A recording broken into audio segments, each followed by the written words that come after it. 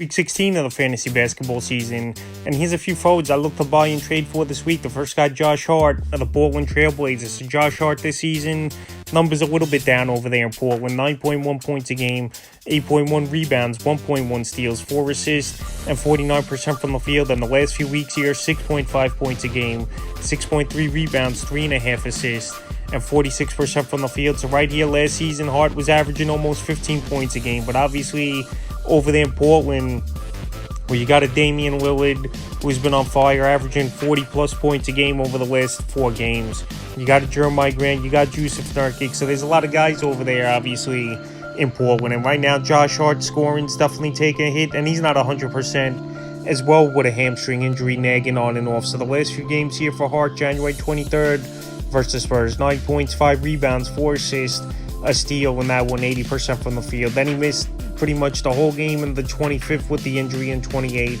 And then January 30th, he returned versus the Hawks. 9 points, 12 boards, 5 assists, a block, 66% from the field. And February 1st in Memphis, no points, 2 boards, 2 assists in that one, and 0% from the field. So right now, well, he's been slumping a little bit here, Josh Hart, especially in the scoring category.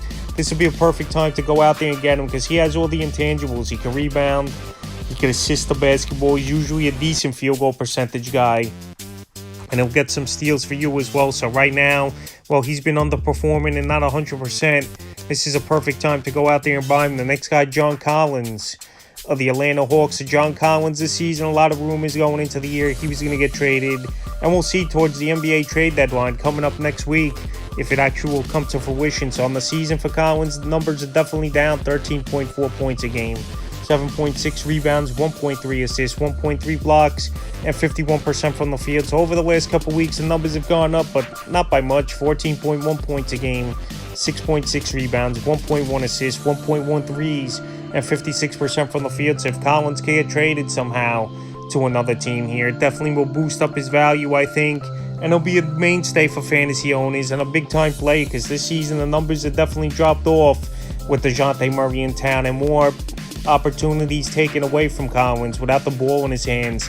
Where Murray and Young is 2 ball-dominant players. January 28th versus the Clippers, 16 points, 5 boards, a steal with 53% from the field. January 30th at Portland, 16 points, 6 boards, 3 assists, 58% from the field. And February 1st to Phoenix, 9 points, 2 boards, a 3 blocks, 50% from the field. So right here, the scoring's been down for Collins. Rebounding over the last couple weeks has been down here for him as well. And like I said, just a lot of good players over there in Atlanta where his opportunities have been cut short a little bit. So right now, I would still go out there and try to buy him. And like I said, there's an opportunity where he possibly could be traded within the next week at the NBA trade deadline. And the third and final forward I look to buy and trade for this week is another guy hot in the rumors right now at the trade deadline, OG Anunoby of the Toronto Raptors. So the Raptors, we know they got a lot of talented guys on this roster. Scotty Barnes, obviously, who emerged last season at the forward position. Gary Trent's emerging. Pascal Siakam, Fred VanVleet. So he might be the odd man out, and there's rumors that teams like the Knicks and Suns interested in trading for OG Anunoby. And right now, he's banged up with the wrist injury, but on the season, still solid numbers. 16.9 points a game, 5.5 rebounds, 2 assists, 2.1 steals, 1.9 threes, and 45% from the field. In the last couple weeks before he went out with injury, 9.8 points a game, 3.5 rebounds, 1 steal, 2 threes, and 48% from the field. So it's definitely a possibility he gets dealt at the NBA trade deadline next week. In the last few games before he went out, January 21st versus Boston, 12 points, 3 rebounds, 2 threes, 71% from the field. January 25th at the Kings, 11 points, 3 rebounds, 2 assists, 2 steals, a block, 3 threes, 44% from the field. And January 27th at the Warriors, he only played 10 minutes and left the game with the injury. A point, an assist, a steal in that one, and 0% from the field. So right now, if he lands with a team like the New York Knicks, he's a guy that's going to get a lot of playing time, I believe, here